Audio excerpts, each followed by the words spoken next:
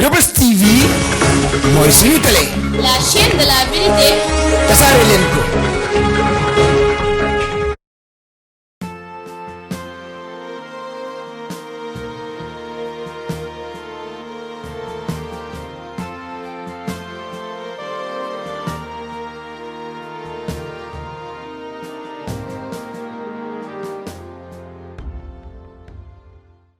asalaamaaleykum chers internautes de Reubeuss TV asalaamaaleykum chers sénégalais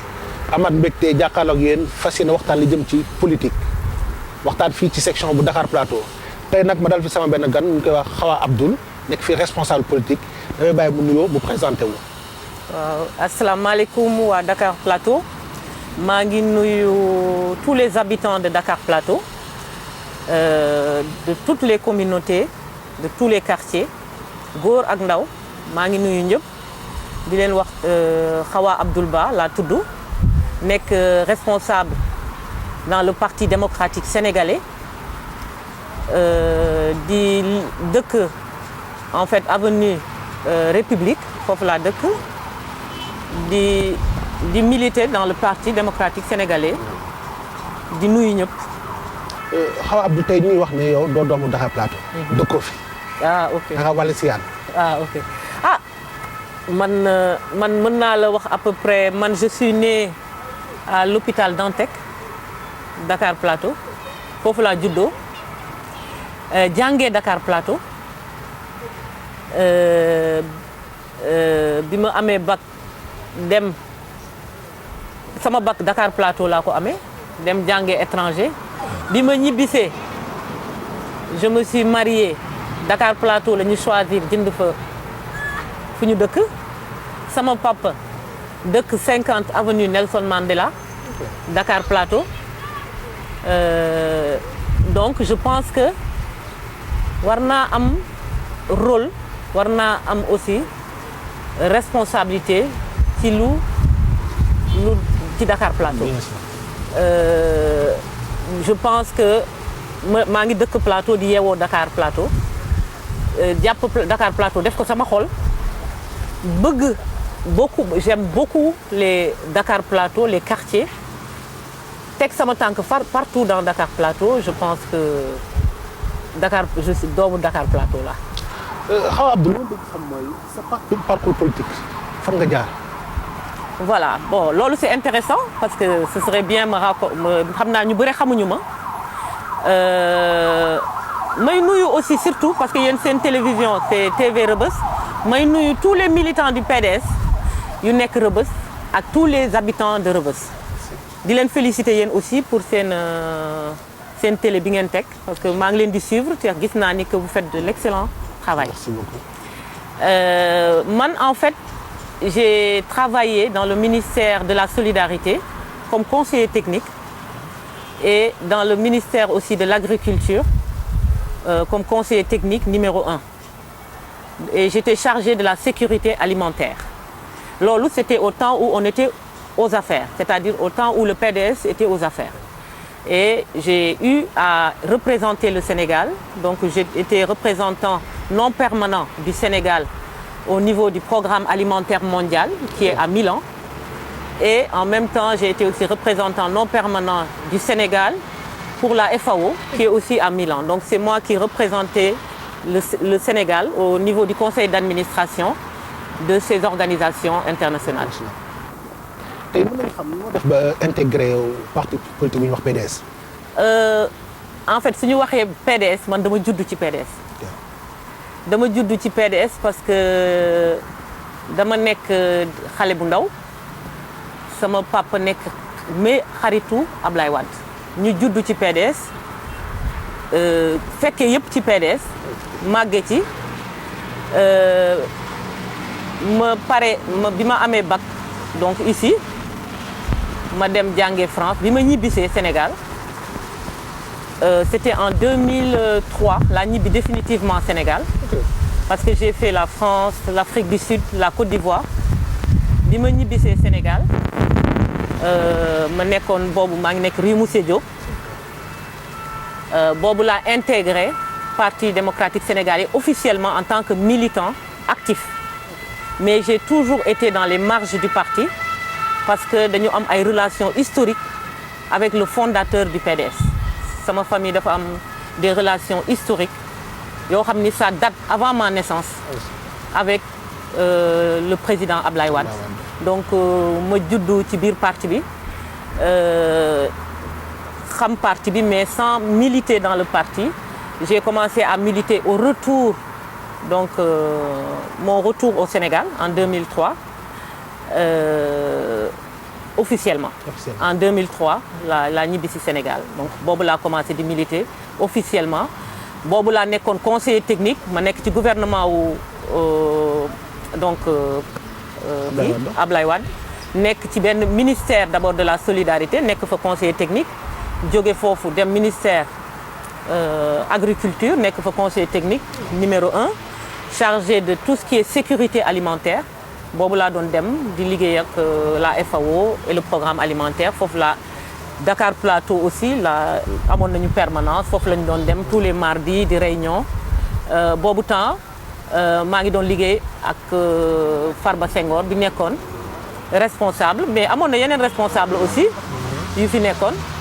yoo xam ni PDS la xam nga rek politique ku nekk day am fu mu kii man dama doon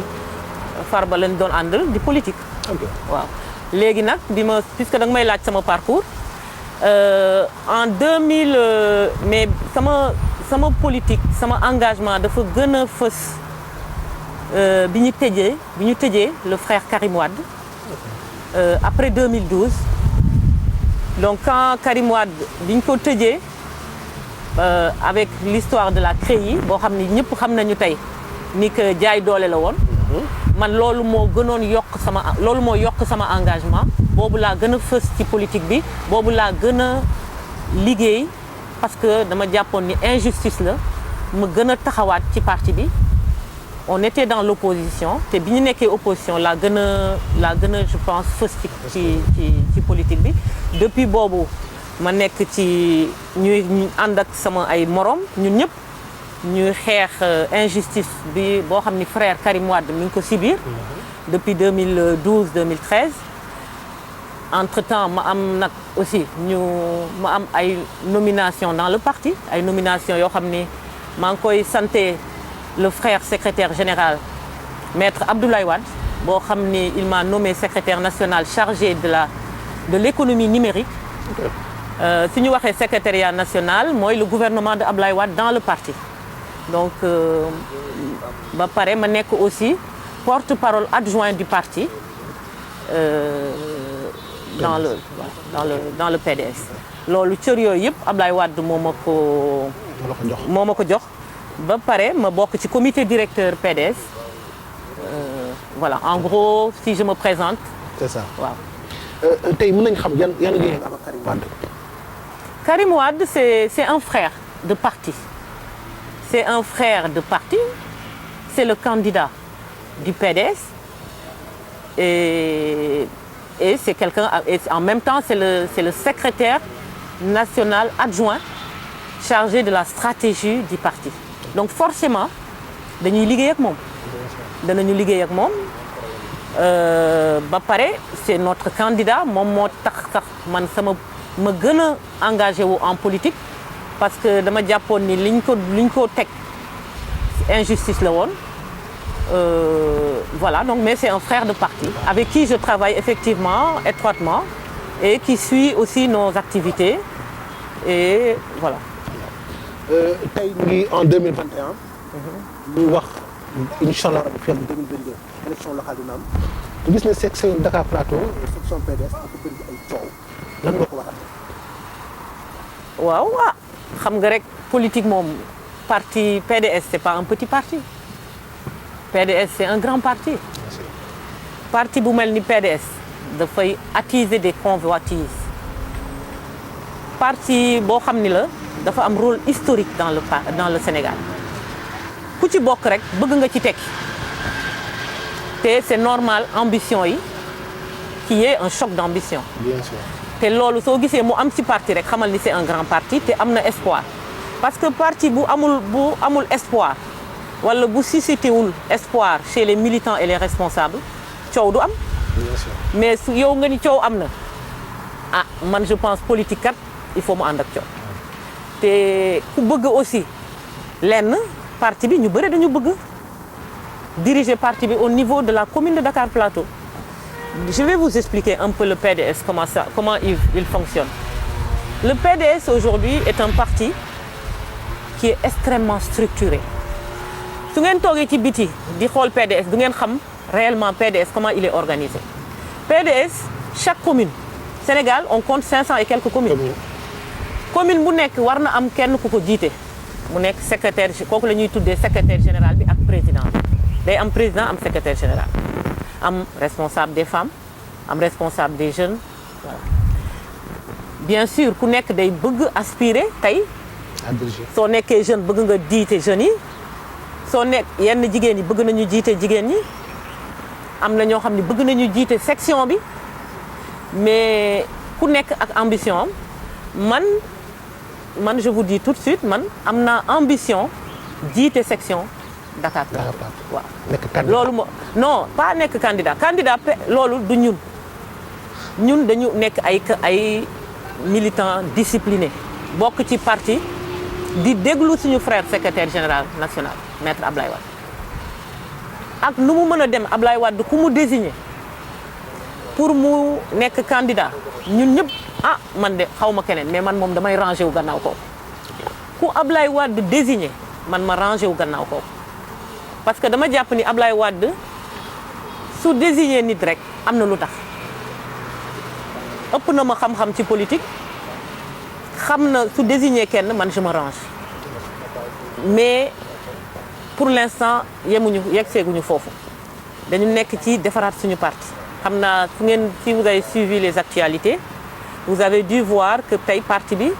mi ngi sillonné on a fini la tournée nationale il y a une délégation du parti donc le secrétariat national chargé des structures du parti a sillonné le Sénégal chaque département mu rencontre les différentes communes expliquer leen ni que parti bi dafay renouveler ay instances am su ñuy renouveler ay instances nag ñun recevoir nañu ba pare waa Dakar Plateau expliquer nañ ñun comment ça va se passer suñu renouveler instance yi dafa mel ni tey que tu rebats les cartes ñëpp a bokk yem fu ñu toll ni Plateau Fongolémi Kédougou Tamba tout le monde est militant parce que Ablaye Wade dafa wax kat préparez-vous damay jaay carte pour xam qui va diriger mes sections et c'est là où est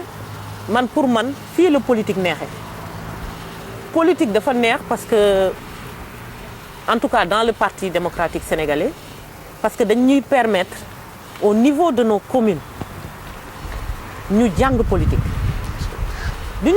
da ngay gis koo xam ne day jóg rek créer parti ñun dañu am chance nekk ci parti bu mag boo xam ni dañu fi tàggat te fan la ñuy tàggatee fu ñu dëkk suñu commune foofu la ñuy jàngee militantisme foofu la ñuy jàngee combat politique foofu la ñuy fexe ba d'abord ku nekk su amee ambition jiite soit commune am soit jigéenu commune am soit les jeunes de sa commune soo deful loolu boobu étape obligatoire la pour mën a dem dans les départements parce que même pour jiite département day fekk d'abord nga tekki d'abord dans sa commune PDS noonu lan mel balaa nag ngay jiite commune da ngay sonn parce que yombul ñu bëre dañ fay nekk ñëpp li nga bëgg la ñëpp di bëgg ñeneen militants yi responsables yi loolu la ñuy bëgg donc mais c'est toujours je pense que c'est dans une fraternité mais concurrence il faut mu am rivalité dans la politique il faut mu am su nekkee bëgg nga dara sa morom bëgg ko nga xam ni nag sa frère la parce que man je n'oublie jamais que ak li ma bëgg diriger section Dakar Plateau xam naa ñu ko bëgg aussi ce sont mes frères ce sont mes sœurs te loolu moo gën a am importance parce que ñun ñëpp a bokk fu ñu jëm ñun ñëpp a bokk bëgg Karim Wade gëm Karim Wade comme suñu candidat bëgg ko yóbbu à la magistrature bëgg ko yóbbu à la présidence kon loolu rivalité la rek au niveau de la base mais ñoo bokk bëgg-bëgg. mais est-ce que rivalité boobu. du indi coow bu métti. xalaatuma ko xam nga lu tax non mënul yàq parti bi xam nga lu tax parce que pour l'instant on est dans un moment boo xam ne ku nekk mi ngi liggéey avec ses moyens avec ses gens mais dañu nar a jëm loolu laa la doon expliquer léegi ci njaayum carte mais njaayum carte suñ ko tuddee mooy dañuy wax ni ku nekk day jaay ay carte ñiy jaay carte yëpp ñooy daje ñu fexe ba am secteur ñoom ñooy daje wax ah ñun kat kii moo ñu doy pour mu jiite ce sera toujours dans la démocratie. Ok. Donc c'est une concurrence saine c'est-à-dire ce sont les militants de Dakar Plateau ñooy choisir kan moo leen di jiite man mënuma jóg wax man maa leen di jiite keneen mënul jóg wax mooy jiite surtout période bi nga xam ni on est dans un moment de renouvellement mais mën nga am sa bëgg-bëgg mën nga am sa yéene mais militants yi ñoo am le dernier mot ñoom ñooy choisir kan mooy jiite section yi ku ëppale mooy jiite donc moo tax ma ni coow bi aussi c'est normal parti boo gis nag bu amul coow mooy franchement parti boobu mën nañu arrêter coow day am mais à un moment donné dañuy dem ci les choses sérieuses te suñu demee jaay suñu carte danañu xam kan moo koy jiite ku ko gagné nag ñeneen ñëpp dañuy topp ci gannaaw man bëgg naa ko de mais tey su sama morom su ko gagné woon damay ñëw rangé wu ci gannaawam. mais dégg nañ ci coow loolu ci biir coow li. am ne amul sa carte de membre. waaw loolu defe naa ñu amul carte de membre bëri nañu mais man am naa carte de membre parce que xam nga parti bi jaay carte dañu gëj a jaay carte donc ñu bëri ñëw nañu fekk si ñu d'ailleurs c'est ça qui a été la motivation du frère secrétaire général pour intégrer les nouveaux.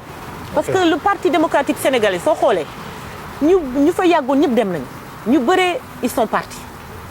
Il y a beaucoup de nouveaux, il y a beaucoup de jeunes, il y a beaucoup de gens qui voient en Karim Wade l'espoir pour le Sénégal. Pour plusieurs choses. Karim Wade tey ñu bëri dañu am jeunes yu bëri dañu am espoir ci moom xam ni expérience am jaar-jaaram expérience am dans le gouvernement ses relations internationales loolu moo tax ñu am beaucoup de jeunes qui espèrent que tey Karim Wade mën na yóbbu parti bi au pouvoir gëm ko aussi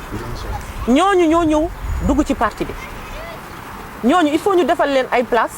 ñooñu il faut bëgg nañu ñoom it am des responsabilités dans ce parti là te ñooñu pour ñu am ay responsabilités il faut ñu rebattre carte yi koo xam ni am na taxawaay am na ay nit ñu ko gëm bëgg nañu mu jiite kooku ñu jiital ko ñeneen ñi nangu mais xam nga aussi parti mënul toog rek ñu toog depuis très longtemps renouveler wuñu instance yi te ñu bàyyee ko noonu ñu bees ñu ñëw duñ ci gis seen bopp parce que kenn du leen élire man maa ngi ci parti bi depuis 2003 officiellement mais avant ça je vous dis tout de suite j'ai toujours été dans le parti pour des raisons familiales mais bi ma ñibbisee Sénégal laa am nag benn voilà ma ñëw dugg bokk ci télévision laay wax PDS ñoo xam ne ñu ngi doon liggéey au niveau du plateau nekk di liggéey ak Farba Senghor ak même ñu nekkoon ak Fadel xam nañu ñu fi nekkoon en 2003 donc mais effectivement c'est en 2012 la ma ñu bëre 2012 2013 la ñu bëri boobu lañ ma gën a xam.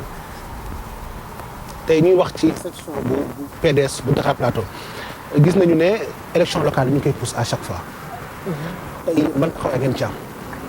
est-ce que dañoo war a taxaw la élection locale. non xam nga c'est vrai que la manière aujourd'hui bi ñuy repousser élection yi ñëpp tout le monde est d'accord que aujourd'hui c'est une manière illégale waaw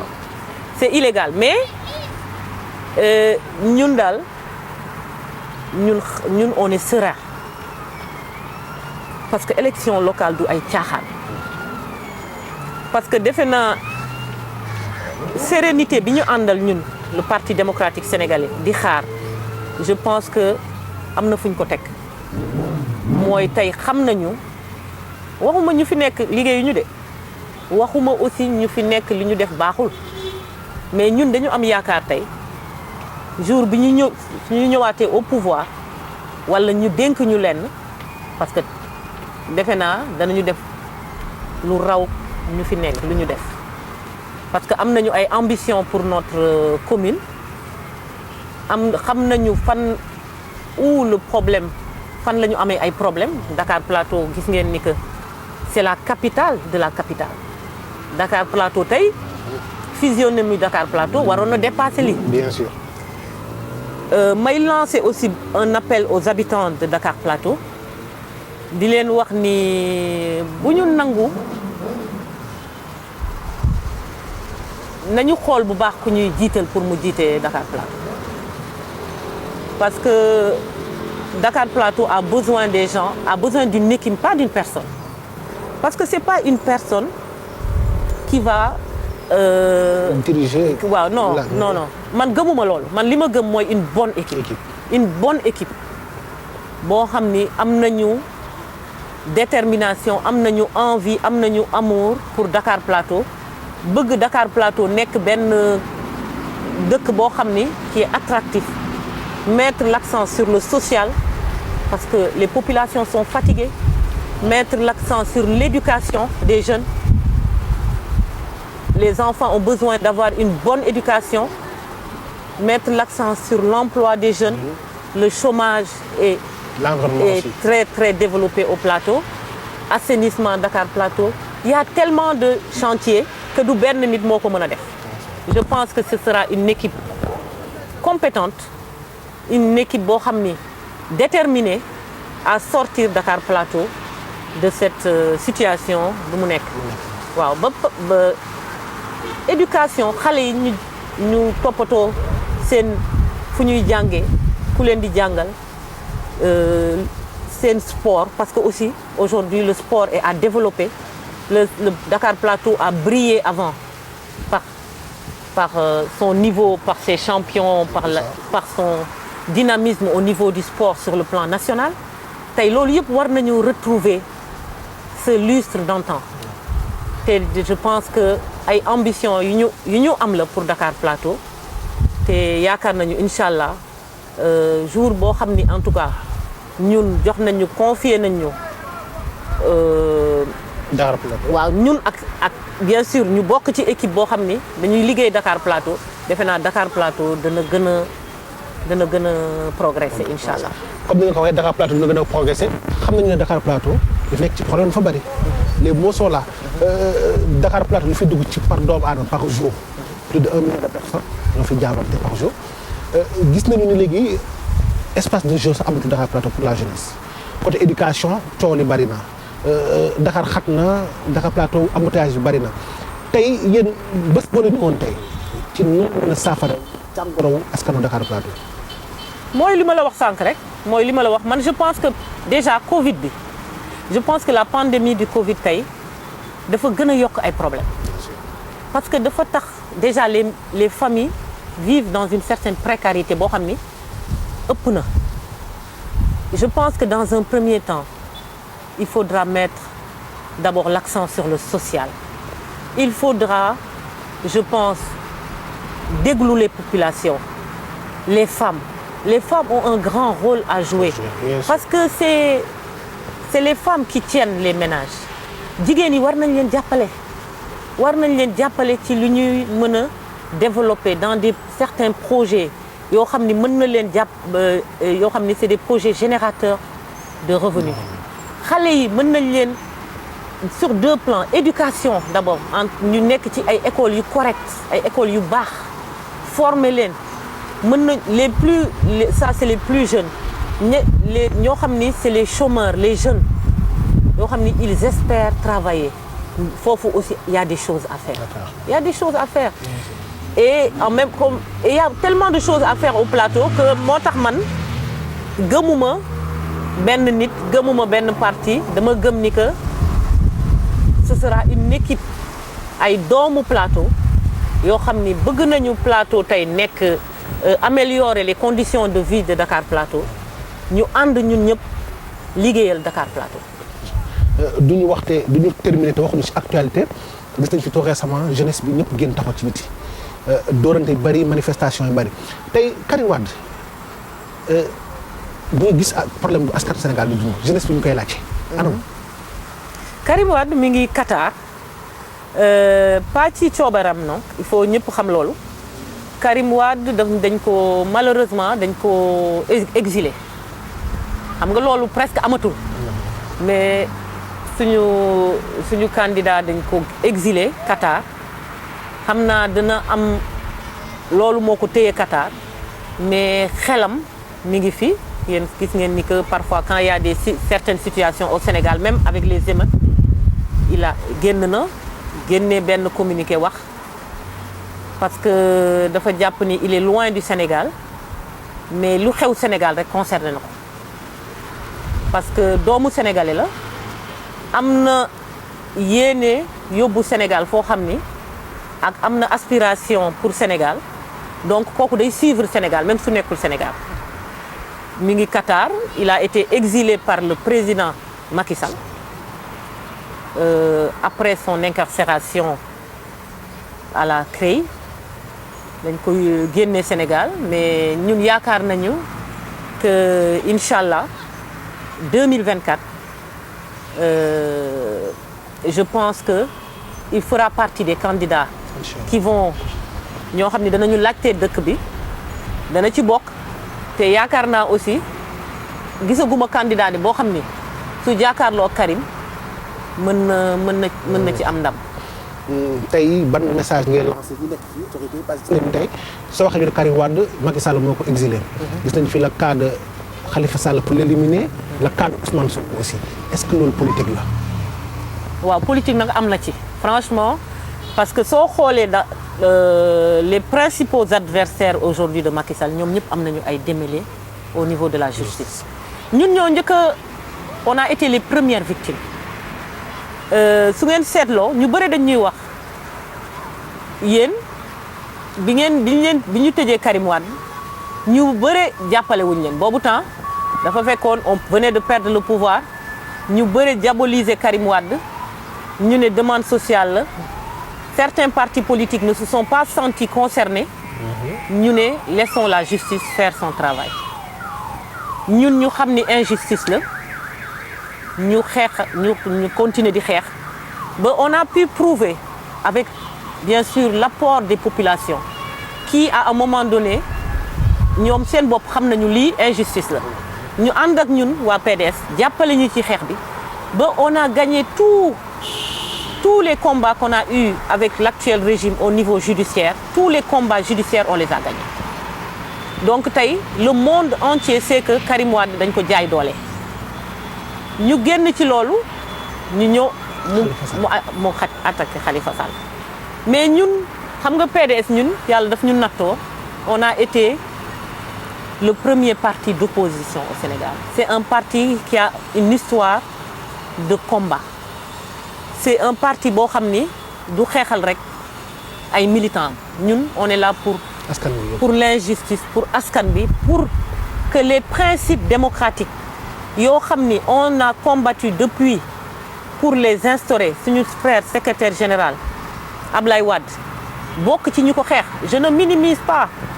à côté de le combat aussi bien entendu des partis de gauche qui ont eu un grand rôle dans ce processus de démocratisation de notre pays mais ñun am nañu rôle bu primordial le PDS un rôle historique dans tous les acquis démocratiques du Sénégal et c'est pour cette raison que que tey PDS du nangu mukk injustice du nangu mukk ñu jaay doomu Sénégal ñu jaay ko doole parce que ñun ñoo yore justice kuñ ko def ñun danañ ko jàppale danañ ko témoigner notre solidarité danañ ko témoigner suñu soutien donc c'est comme ça que ça s'est passé avec Khalifa Sall c'est vrai que suñu parti yëpp suñu jógoon jàppale ñu au moment bi ñu tëjee Karim peut-être Macky Sall du demee nii du ñëw jàpp Khalifa ñëw wala Sonko aussi il a été quoi qu'on dise kii nañ ko radié nañ ko de la fonction publique loolu c'était une grande injustice qu'il avait subie loolu yëpp c'est les conséquences de jaay doole bi ñu jaay PDS te kenn waxul mais ñun yàlla daf ñu dimbali ñu am benn leader un leader charismatique boo xam ni Ablaye Wade boo xam ni nekkul il n'est pas là seulement pour son parti il est là aussi pour le Sénégal et il s'est battu pour la démocratie au Sénégal il s'est battu pour un processus électoral clair qui a permis deux alternances. Ce processus-là, il a fallu de combats pour l'avoir. Donc, loolu moo tax PDS suñu ay acquis démocratique. tey ce mot de la fin ban message ngeen lancé waa Dakar Plateau les habitants de Dakar Plateau. waaw ma leen di lancer di leen wax ni nañu xam ni que on a la plus belle commune du Sénégal. On a une commune qui a les plus grandes potentialités parce qu'on est presque une presqu'île. On est riche par nos populations. Parce que nos populations, ce n'est pas... Parce qu'aujourd'hui, les autochtones de Dakar Plateau, ce sont les Lébou. Donc il y a la communauté Lébou. Mais Dakar Plateau est riche de sa population par sa diversité. Bien sûr. On a toutes les communautés. On a des travailleurs, ils quittent leur quartier pour venir travailler chez nous. On a cette richesse-là. Je pense qu'aujourd'hui, Dakar Plateau va dépasser Dakar Plateau. Dakar Plateau va am développement. Les populations va am amélioration des conditions de vie. Et là, je pense que c'est de nous notre responsabilité, nous,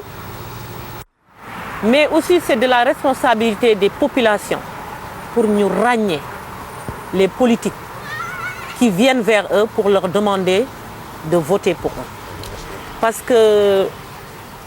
je pense que nous devons faire une différence entre les politiques qui sont Dakar Plateau ak ñeneen. Donc ces populations nañu xam ni qu'ils ont une commune extraordinaire, qu'ils ont des habitants extraordinaires et que on peut faire mieux en tout cas au Dakar Plateau que ce qu'on a en ce moment. dama lay remercier bu baax ci sa présence. waxtaan ci chers internautes de Reubeuss TV chers sénégalais li lañ indiloon tey waxtaan ak Hawa Abdoul nekk responsable politique fii ci Dakar Plateau te nii lañ koy defee à chaque fois parce que xam ngeen ne Dakar Plateau mën naa ne c'est la capitale de la capitale. dañuy remercier ñëpp ñi nga xam ne ñooñu accompagné tey ba si jardin bi fi nga xam ne moom lañ présenté émission bi mu Spark Park nga xam ne ay terrain de foot ay tour mi ngi fii nekk fii ci corniche bi mu ngeen fi doxantu aussi xool ko di leen jaajëfal yéen chers internautes de Reubeuss TV di jaajëfal sénégalais yëpp jërë ngeen jëf. Reubeuss TV mooy suñu télé. La chaîne de la vérité. tasaare leen ko.